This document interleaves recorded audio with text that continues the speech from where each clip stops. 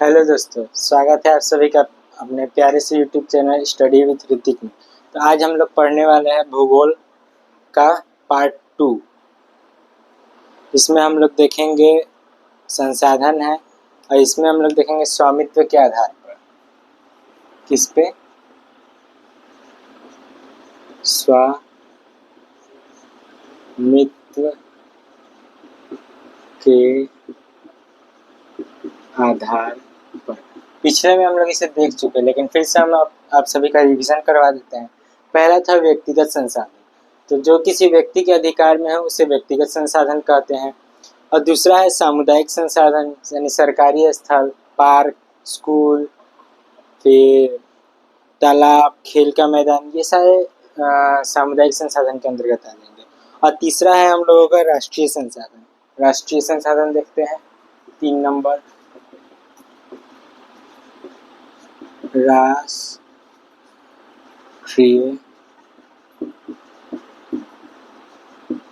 संसाधन। राष्ट्रीय संसाधन में कौन कौन से आ जाएंगे? वैसे संसाधन,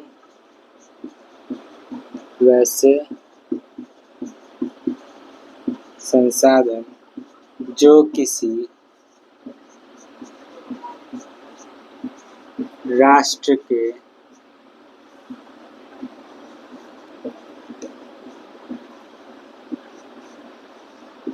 अधिकार में हो उसे हम राष्ट्रीय संसाधन कहते हैं। राष्ट्रीय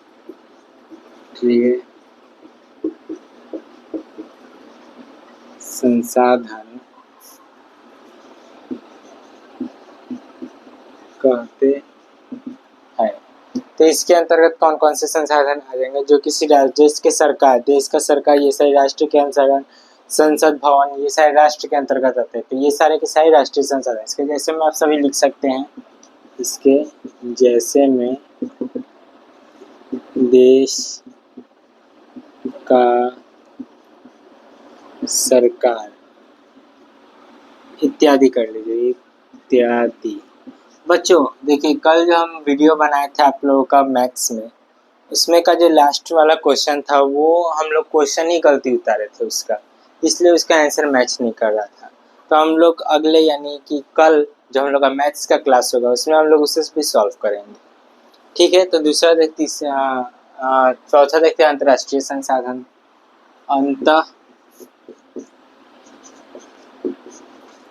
अंतर्राष्ट्रीय संसाधन। अंतर्राष्ट्रीय संसाधन में कौन सा? वैसे संसाधन।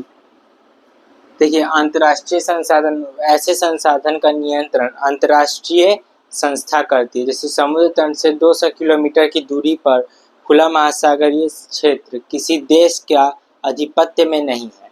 ये सारे के सारे संसाधन मतलब पूरे विश्व के अंतर्गत आता है। ऐसे संसाधन को अंतर्राष्ट्रीय संसाधन कहते हैं। तो इसके डेफिनेशन लिखते हैं। ऐसे संसाधन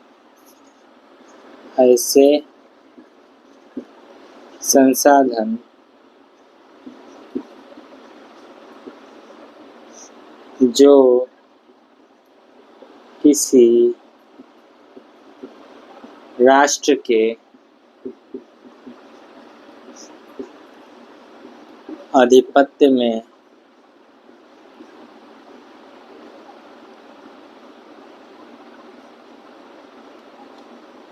नहीं है, वैसे संसाधन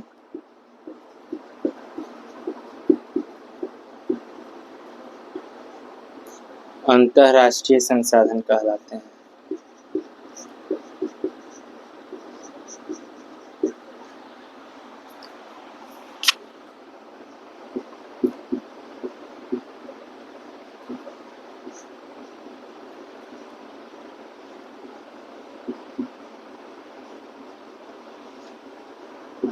जैसे समुद्र तट से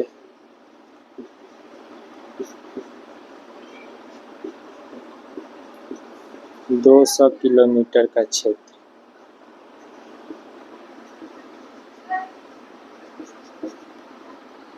ठीक। तो हम लोगों ने स्वामित्व के आधार पर संसाधन को कंप्लीट कर चुका है। राष्ट्रीय संसाधन वैसे संसाधन जो किसी राष्ट्र के अधिकार में हो, उसे हम राष्ट्रीय संसाधन कहते हैं। जैसे देश की सरकार, संसद भवन इत्यादि सारे हो जाएंगे। अंतर्राष्ट्रीय संसाधन ऐसे संसाधन जो किसी राष्ट्र के आधिपत्य में ना हो, वैसे संसाधन को अंतर्राष्ट्रीय संसाधन, यानी पूरे विश्व के आधिपत्य में हो वहाँ पे कोई भी देश जाके कुछ भी कर सकता है, जो किसी राष्ट्र के अंतर्गत, किसी देश के अंतर्गत नहीं होता है। जैसे समुद्र तट से 200 किलोमीटर का क्षेत्र, 200 किलोमीटर का क्षेत्र को छोड़कर यानी किसी देश से, जैसे ये हम लोग का इंडिया का मैप हो गया।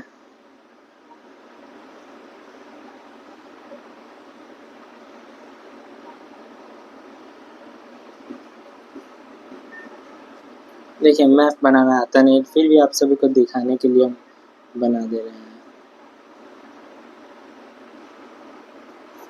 देखिए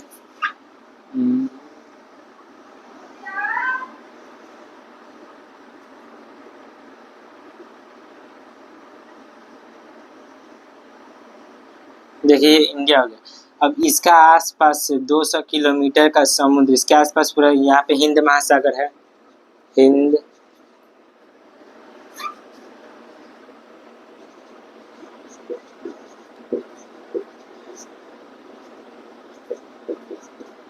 महासागर। अब ये हिंद महासागर से 200 किलोमीटर का क्षेत्र यहाँ इंडिया का ही होगा। 200 किलोमीटर का क्षेत्र इंडिया। 200 किलोमीटर के बाद है जो जितना बच जा रहा है, यहाँ पे कोई भी, जैसे यहाँ पे श्रीलंका है तो श्रीलंका यहाँ पे जाके कुछ भी कर सकता है, लेकिन ये 200 किलोमीटर का क्षेत्र इंडिया का होगा। और श्रीलंका से भी 200 किलोमीटर का क्षेत्र श्रीलंका का ही होगा। ठीक है, समझ गए होंगे आप सभी लोग। चलिए तो अगला टॉपिक पे हम लोग चलते हैं। अपने मिटा देते हैं इसे, ये रहा। अब हम लोग देखेंगे किसके आधार पे, विकास के स्तर।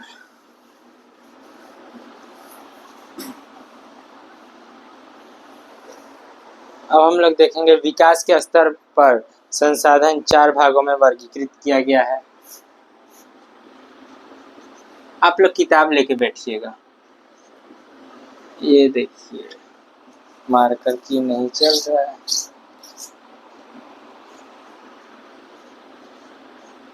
विकास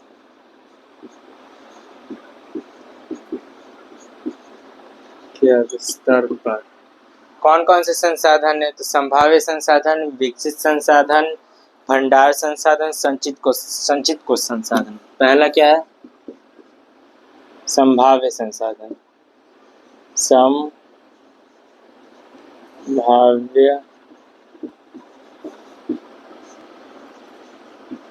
संसाधन। तो संभाव्य संसाधन बच्चों किसे कहते हैं? तो वैसे संसाधन जो किसी क्षेत्र विशेष में ही मौजूद हो, यानी उस संसाधन का उपयोग करने की संभावना बनी हो। तो ऐसे में कौन कौन से संसाधन से, उसी राजस्थान एवं गुजरात में पवन विद्युत, विंड मिल जिसे कहते हैं, विंड मिल से विद्युत बनाने की अभी संभावना की जा रही है। ठीक। और राजस्थान में वैसे भी आप लोग जानते होंगे, राजस्थान में सौर ऊर्जा की अभी संभावना हो रही है कि सूर्य के प्रकाश से ऊर्जा बनाया जा रहा होगा। तो वैसे संसाधन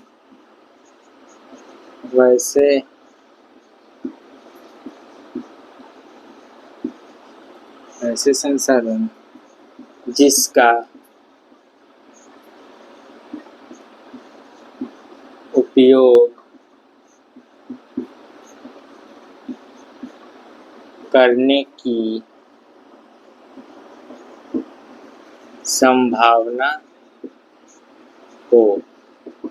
इसका जैसे में आप लोग लिख सकते हैं, जैसे राजस्थान में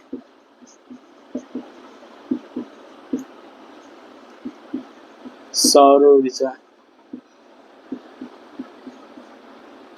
और भी लिख सकते हैं गुजरात में भी पवन विंड मिल का हो रहा है, अभी पवन ऊर्जा का निर्माण किया जा रहा है। अब देखिए आगे का आप लोगों का टॉपिक क्या है, विकसित संसाधन। कितना है जी अभी चलिए और दो थोड़े जल्दी जल्दी खत्म करते हैं। विकसित संसाधन देख लीजिए अभी, इसके बाद हम लोग इसका क्वेश्चन आंसर करेंगे। वैसे भी विकसित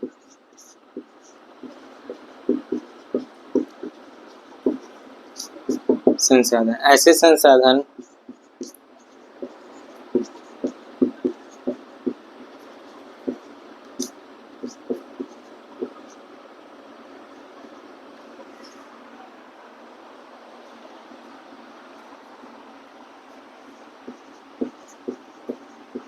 जिसका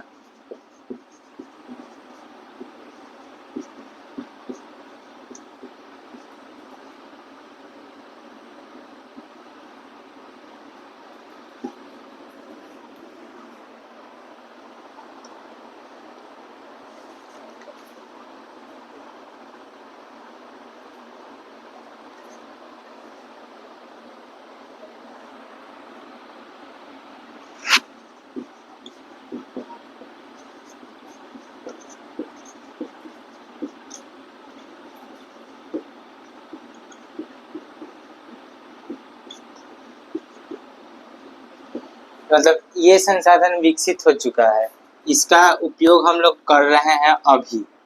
जैसे गुजरात में भुज में सौर ऊर्जा का आधुनिक उपकरण बड़े स्तरों पर लगाया जा रहा है। इस संसाधन का उपयोग हम लोग अभी कर रहे हैं। जैसे गुजरात में अभी जो हुआ है, अभी इसमें बताया संभावना है, तो ये संभावना अभी पूरा होने जा रहा है। राजस्थान में सौर ऊर्जा लग रहा होगा, संभावना है कि अभी वहाँ पे सौर ऊर्जा होगा, तो जैसे ही वहाँ पे संभावना की कल्पना पूरा हो जाएगी वो विकसित संसाधन के अंतर्गत आ जाएगा। वहाँ पे सौर ऊर्जा लग जाएगा, विकास हो जाएगा सौर ऊर्जा का, विकसित संसाधन में आ जाएगा। ठीक, तो हो गया दो हम लोगों का कंप्लीट। अब क्या है, भंडार संसाधन, संचित कोश संसाधन।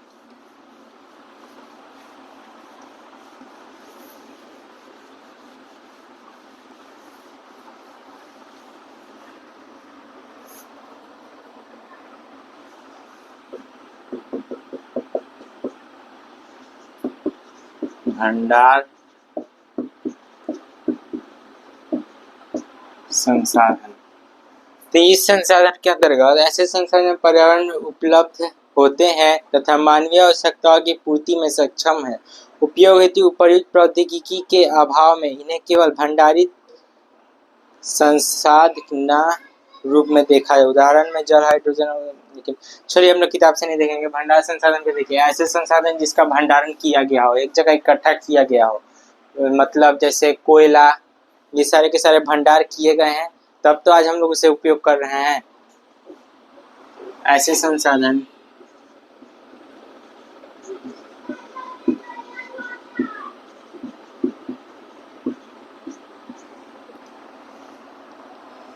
जो कि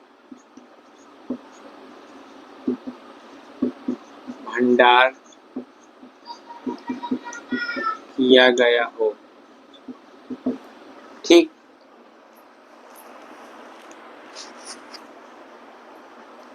अब दूसरा है संचित कोश संसाधन। वास्तव में भंडार में जिसका उपयोग तकनीकी एवं आधार पर। देखिए संचित कोश संसाधन भी देख लीजिए, और अगर इसे अच्छे से पढ़ना तो एक बार अपना एनसीईआरटी किताब को पढ़ लीजिएगा अच्छे से।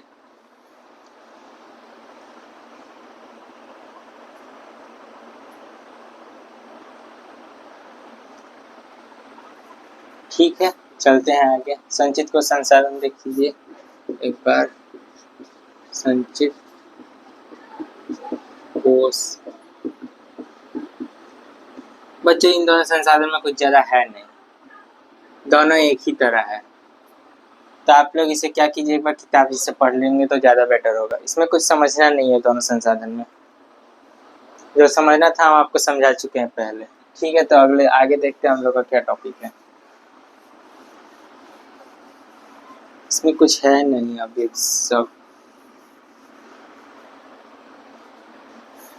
संसाधन नियोजन, ये इम्पोर्टेंट है। यानी संसाधन नियोजन जो है, इस टॉपिक को अच्छे से देखिएगा।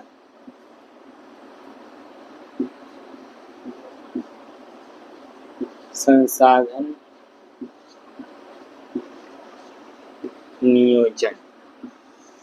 देखिए, संसाधन नियोजन किसी राष्ट्र के विकास में ज़्यादा महत्वपूर्ण भूमिका निभाती है। संसाधन का विवेकपूर्ण उपयोग किया जाता है। अगर आप संसाधन का विवेकपूर्ण उपयोग नहीं करेंगे तो वो क्या होगा, जल्दी ही खत्म हो जाएगा। और जिस देश के पास जितना संसाधन होता है वो उतना ही धनी और विकसित देश होता है। भारत के पास अभी उतना संसाधन हम लोगों का खत्म होने जा रहा है। हम लोग संसाधन के ऊपर इतना मतलब उसका इतना दोहन कर रहे हैं कि वो आखिर में अंत में खत्म हो जाएगा। तो हम लोग विकासशील में अभी है, विकसित नहीं हो पाएंगे। सभी देखिए, राजस्थान जैसे सौर ऊर्जा, अगर वहाँ के संसाधन सौर ऊर्जा, वो अगर सौर ऊर्जा का अच्छे से उपयोग करेगा तो वो विकसित राज्य कहलाएगा सौर ऊर्जा के। अब बिहार में चूना पत्थर एवं पाइराइट जैसे खनिजों में धनी है बिहार, लेकिन क्या कर रहे हैं, उस संसाधन का अच्छे से हम लोग उपयोग नहीं कर रहे हैं। संसाधन नियोजन से आप क्या समझते हैं, सीधा लिख देगा। तो संसाधन नियोजन किसी राष्ट्र के मतलब राष्ट्र के विकसित होने में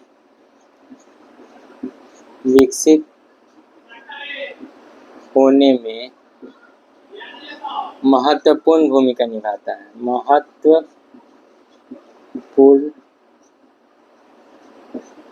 भूमिका निभाता है। संसाधन मतलब नियोजन किसी राष्ट्र के विकसित होने में महत्वपूर्ण भूमिका निभाता है। ठीक, और क्या है, वर्तमान परिवेश में संसाधनों का विवेकपूर्ण उपयोग हमारे सामने चुनौती बनकर खड़ा है। वर्तमान समय में यानी आज के समय में संसाधनों का विवेकपूर्ण उपयोग यानी अच्छे से उपयोग हम लोग के सामने एक चुनौती बना हुआ है। वो मतलब संसाधन पर्यावरण हम लोगों से बोल रहा है कि हमें अच्छे से उपयोग करो, हम लोग क्या करें, हार जा रहे हैं। वो हम लोग को चुनौती दे रहा है कि हम लोग को अच्छे से उपयोग तुम लोग करो, बोल रहा है, लेकिन हम लोग उसके सामने हार जा रहे हैं। हम लोग कभी भी संसाधनों का अच्छे से उपयोग ही नहीं कर रहे। पानी का टैप खुला है, पानी की जल संसाधन का दोहन हो रहा है।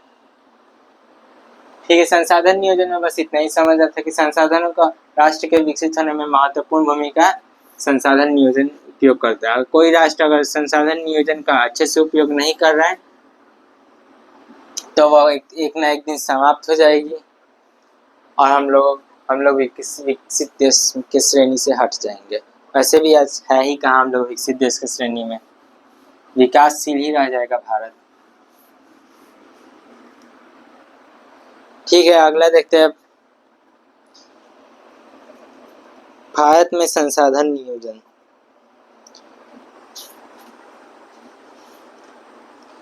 आगे देख लीजिए सतत विकास। सतत विकास देख लीजिए एक बार आप लोग। सतत, ये आप लोगों का इकोनॉमिक्स में भी है पहला चैप्टर, सतत विकास। सतत विकास से क्या है, यानी लगातार विकास। इसका अर्थ हो गया लगातार विकास। जैसे भारत कर रहा है सतत विकास, लगातार विकास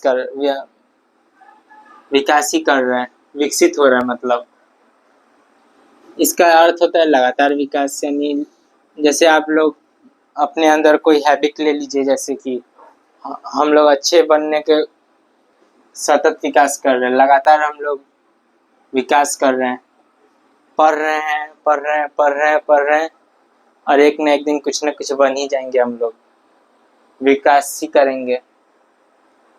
ठीक है, इससे था सतत विकास से लगातार विकास करना।